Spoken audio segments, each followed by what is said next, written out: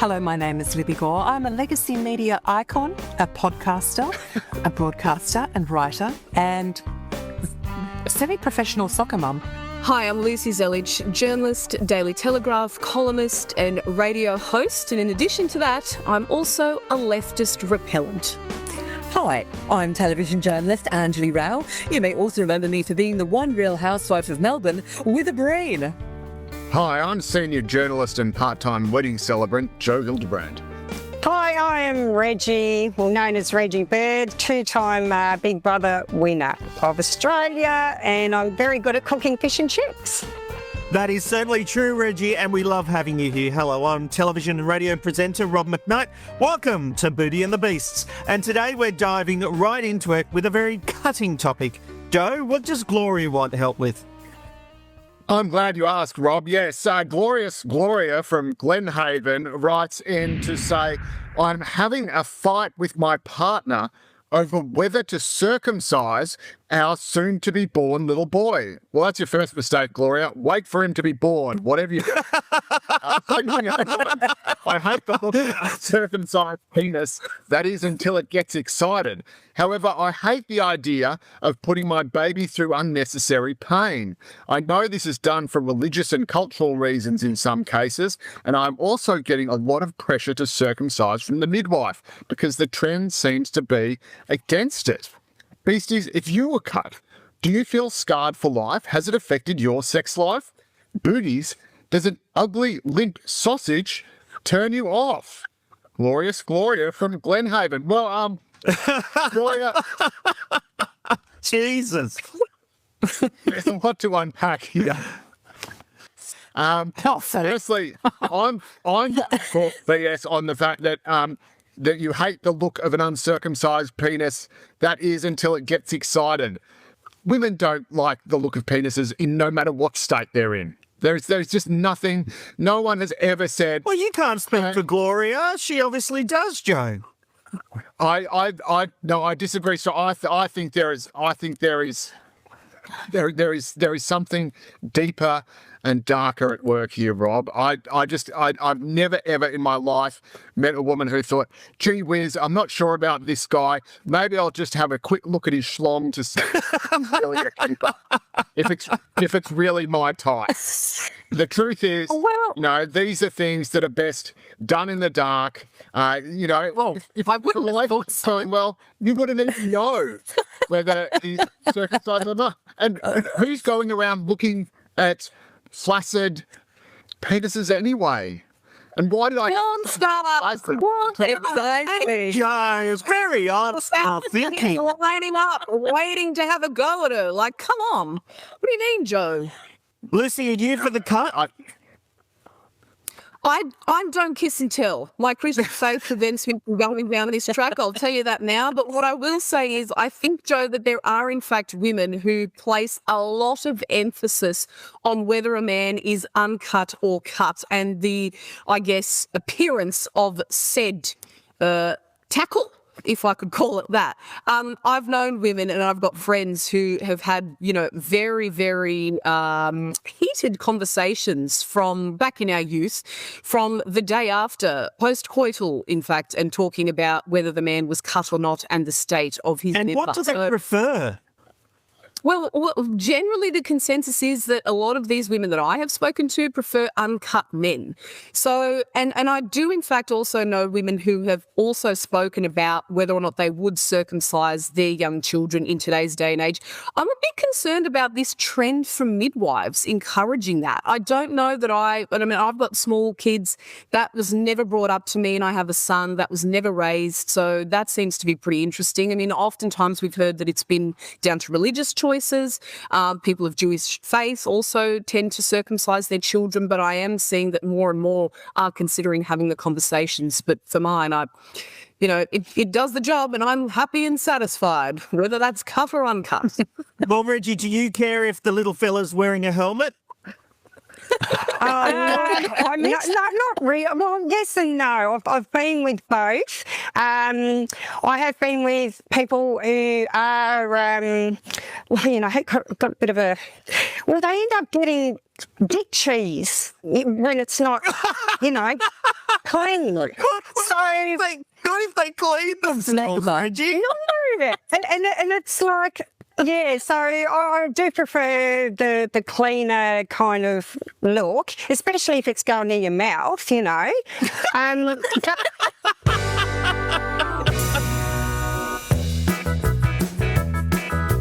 For more Booty and the Beasts content, join us on social media. We're on Instagram and TikTok at Booty and the Beasts AU. Well, have you recovered from that one? Because our next letter might just set the cat amongst the pigeons, if that one didn't, with a new idea for the way we approach marriage. Lucy, what does Rod have to say? Well, this is going to be an interesting one. Dear Booties and Beasts, I remain convinced that marriage is an unrealistic straitjacket. Okay.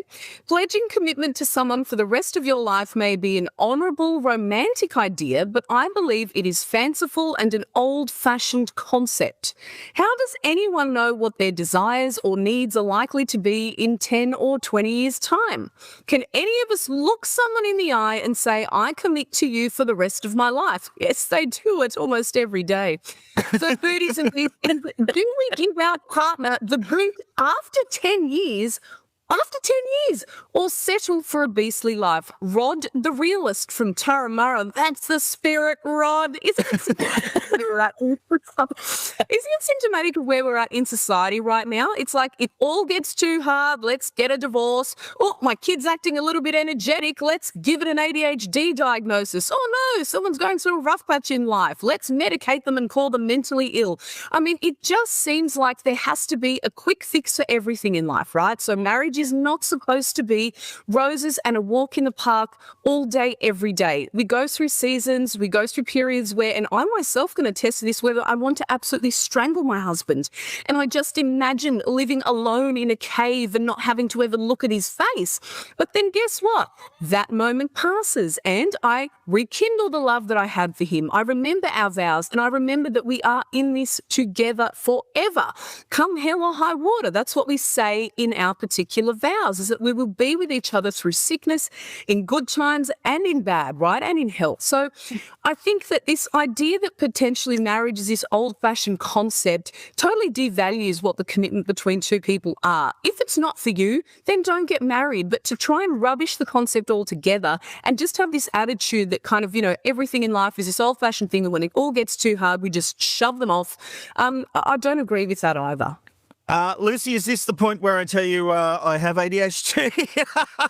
I'm not casting it. I'm sure it's helped you, but if you look at the rate of young kids now being diagnosed with ADHD and everything going through the roof at this point, I think fundamentally, and I don't discount that it has helped you, but I think fundamentally it speaks to the broader point that when everything in life gets a little bit too difficult or something's not fitting into that cookie cutter mold, our approach is to either diagnose something or to dismiss it and say it's all too hard. And I'm not advocating for people to stay in bad marriages, by the way, but this idea that, oh, you know, how are you supposed to know what's going to happen in 10 years' time? You don't.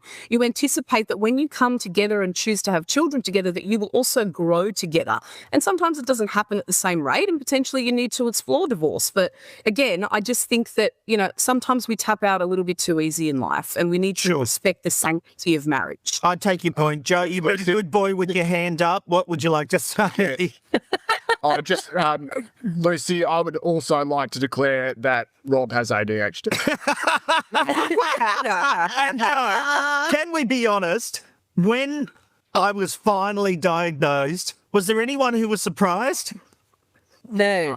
There was no. I was surprised that it took so long. Ritalin has definitely changed my life for the better as well, and I don't even take it. Yeah.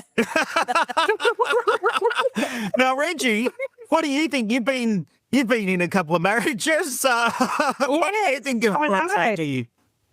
Oh, look, I've been, both of mine have seemed to have accidentally tripped over and fell into other vaginas along the way in my life. So I didn't know. I didn't ask for that. I thought we were going to be together forever. So, look, marriage isn't for everyone. It is for some, not for everyone. And I will not go down that path ever again. Oh, wow. So you're done. Oh, I'm done. Like, I mean, it could be third time lucky, but gosh, yeah, I just don't want to go through that again. Costs too much bloody money. I've given away 3 houses. That's certainly true. Libbi, is there something to this idea, though, where instead of getting married, we have marriage contracts? It's a 10-year contract, and you both decide at the end of that 10 years whether to renew the contract for another 10 years. I think that's a very handy and innovative idea. That's romantic. Yeah, would it? You should be able well, as to how many, years warranty you actually want on your. Interestingly enough, interesting. No, we're talking hypothetically, Reggie. Oh, I thought it was real. Well, then you could maybe go get one. Like, just get one for 18 months while the good stuff's still there. I would imagine that marriage was invented when people didn't live any longer than 37. That's Yes, true. And it was also there to stop you stopping your sister, just so you could track who was stopping who. Now, it had very practical purposes. And the third purpose was to consolidate wealth between families. And whilst that still does occur, that was why it was invented, right? So now we have a law system whereby all of those rights and responsibilities and heavy shit accrues whether you marry or you don't marry. So I actually think that marriage now is about the excitement, the risk factor of standing up in front of a whole lot of people that are there at that moment in your life and saying, we're going to do this forever. And having everybody witness that risky thing. It's a little bit like Robert Redford and Paul Newman on the side of the cliff going, I won't swim. And Paul Newman just laughs and he says, don't worry about it. The fall will probably kill you. It's one of my favourite lines. So I think the point about marriage nowadays, whilst I love Lucy's zealousness about the love and the vows, I think it's now about an opportunity to celebrate something very rare, which is connecting with someone so deeply that you think you're never going to be apart, while both of you knowing in the back of your mind that the true thing that you're saying is, I will love you in sickness, in health, forever and ever. It's a bit like saying to someone, you're looking healthy, which is a code word for, oh, haven't you porked up, you fat pig? Like forever kind of means until we don't. So there's an unspoken warranty in there that if it's fucked, you'll get out. Yeah. That goes with wang, and it goes with dick cheese. Fucked, wang. Anjali, And that's it. if I had taken a 10-year contract with Amanda, do you think my dear wife would have re-signed? Resigned, yes. Fair point.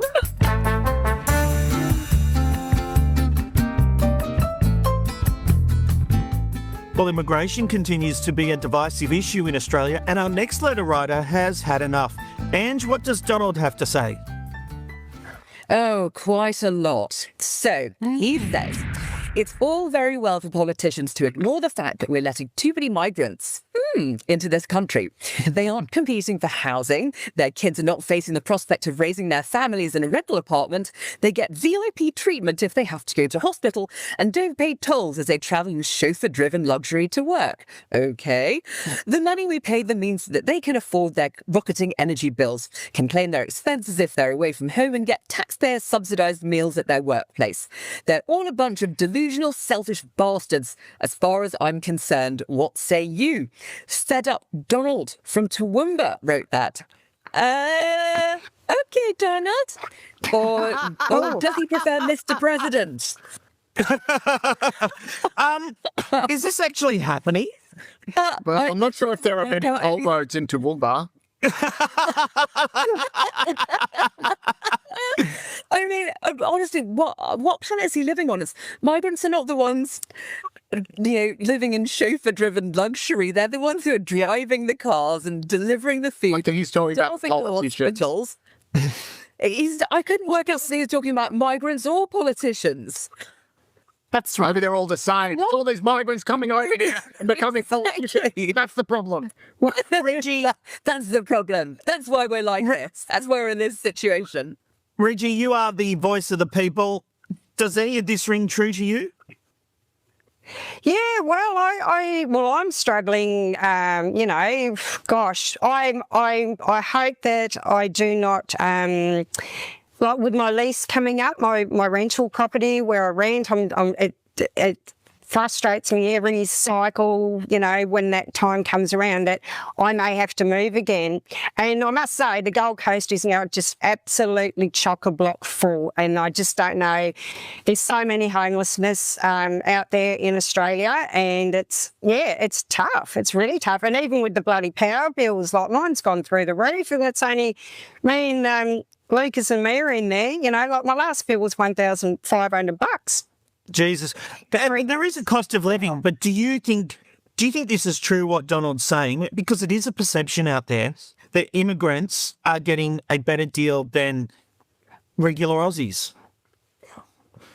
I do feel like that seems to be happening out there. I really do. And even if you go down to housing at Robina, to the public housing, you know, like I've been in there a couple of times, and you know that other people, you do see a lot of immigrants in there, and and they do tend to get put ahead before people like me.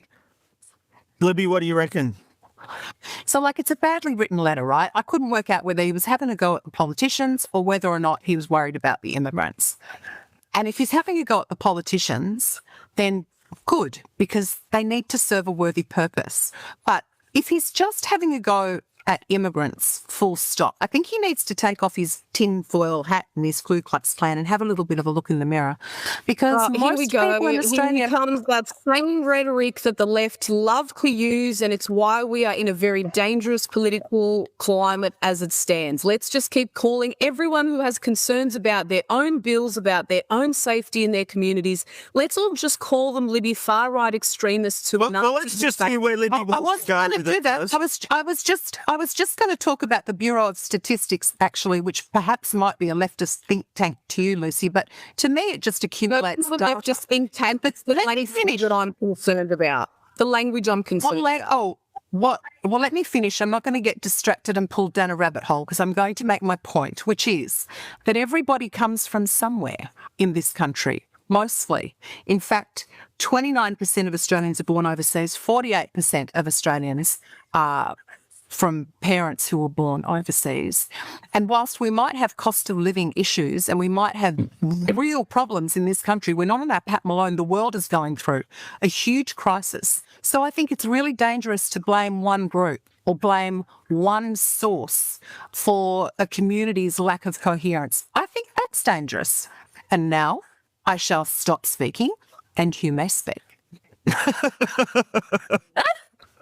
I was waiting for the part where you were going to reference potentially the figures that are pouring into the country, that under the Albanese government we've seen over 1 million people fall through the gates here in Australia, right? And it seems fascinating to me that, particularly with respect to Donald Trump, that everyone, whenever they get their darn chance, will take an opportunity to have a pot shot at him, particularly with respect to illegal immigrants in the country, have an issue with people coming to a country illegally. I am the daughter of migrants, so I can speak to this. My father came here in 1968 with no, they weren't. My father came here to this country in 1968 with $8 in his pocket and worked hard every damn day. The day he arrived, after he went to work in a factory and contributed to creating jobs, he forged a business, created money for the local economy and supported people and built homes for them. But Donald hasn't talked about illegal. He hasn't talked about illegal. I don't know why you've brought illegal into it. There is an issue here for both. I'd like to talk about Donald Trump. I understand where you're coming from, Lucy, but Libby, do you understand why people are concerned about immigration in Australia? Yes, I do. Yes, of course I do.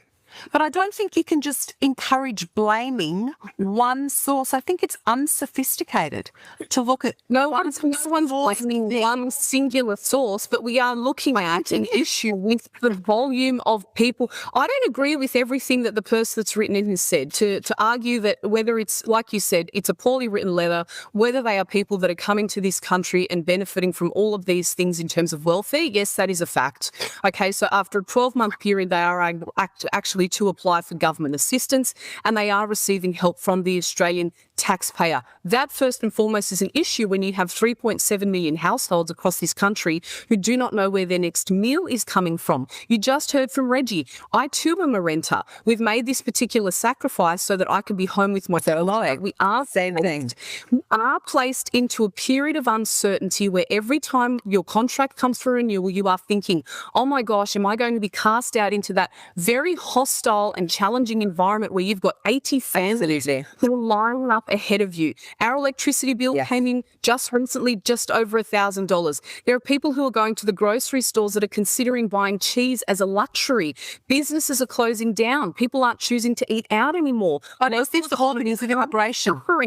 But it is not all because of immigration. I agree with you. It is an it lacks sophistication and is an uneducated viewpoint to make. But people are also seeing that. So it actually seems that Lucy and Libby are not that far apart, despite how big it got. It doesn't actually sound like you're that far apart on your view. We're not. We're just competing to be on screen, and we're not that far apart. This is why we can't afford to have any more people come on this TV show, because they're competing with us. They're taking other people. Careful, Joe. You're going to be accused of mansplaining. Blocking out the screen time of homegrown Australian mid-comment. Oh my God. All I can say is, fed up, Donald. We really appreciate letters, but you've been told it's an unsophisticated letter. It's badly written. Thanks for taking the time to write to Booty and the Beast. Oh my gosh, Donald should go to the Toowoomba Flower Show. It's on this weekend.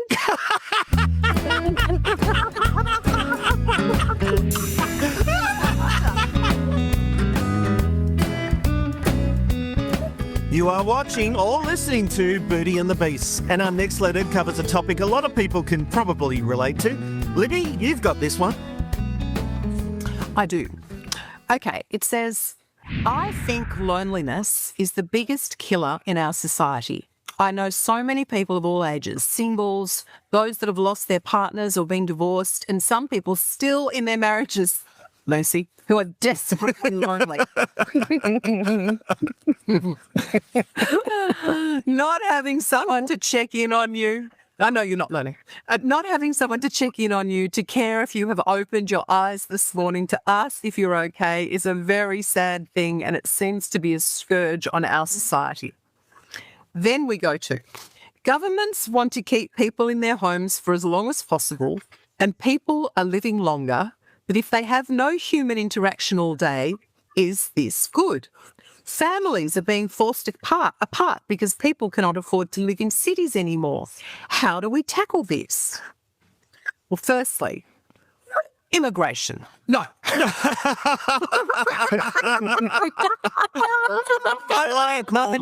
Come to this country.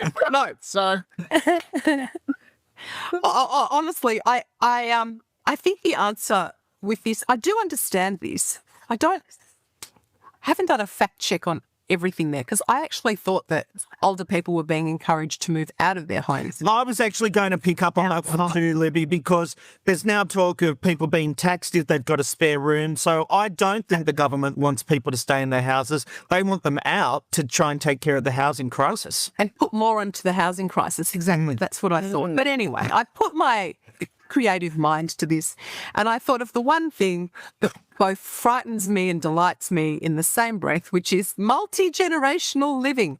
That is, instead of the bank of mum and dad, you have the backyard of mum and dad, where you build something in the backyard and everybody lives together and you never, ever, ever leave home. Have just People,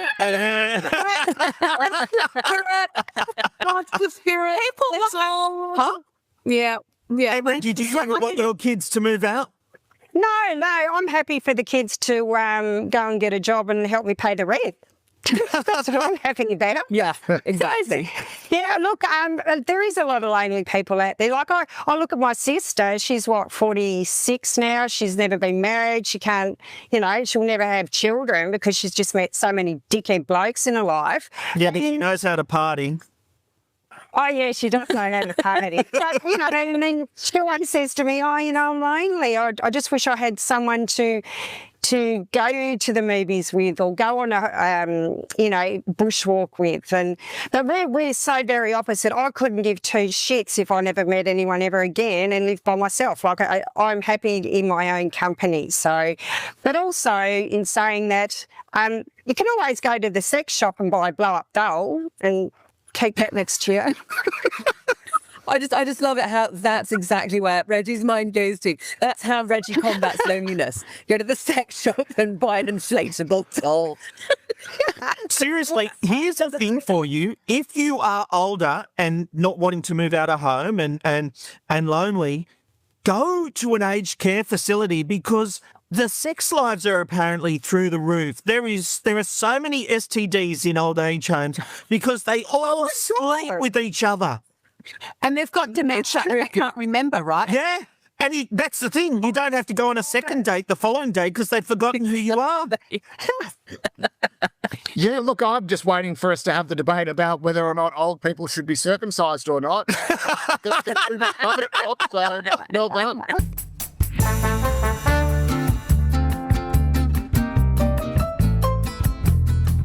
Okay, now to our final question. Dear Booties and the Beasties, I think there should be more of a focus on love language in relationships. I think if this did happen, more couples would stay together and have happier lives. The love language I receive from my partner is to come home from work and find he has put the washing on and started dinner. His, unsurprisingly, is when I initiate sex. He would, wouldn't he? He would, wouldn't he? It's all about the intonation. What's your love language, and do you agree that it can make all the difference in a relationship? Jen from Asheville. I think there is nothing sexier than coming home and finding your wife naked and ready for a bit of rumpy bumpy. One day I'm going to find that. Doubtful. But she does tell me, she says, Rob, if you want to get me in the mood, do the washing. Wash up, do the washing, empty the dishwasher. And I'm never smart enough to do it. Joe, what am I doing wrong? I just won't learn. Yeah, women are weird, aren't they? I never really did understand. I don't know why. I don't know why my wife isn't just lying around naked on the bed waiting for me to get home from work, and instead of that guy. It's not something to do with your penis. It must be.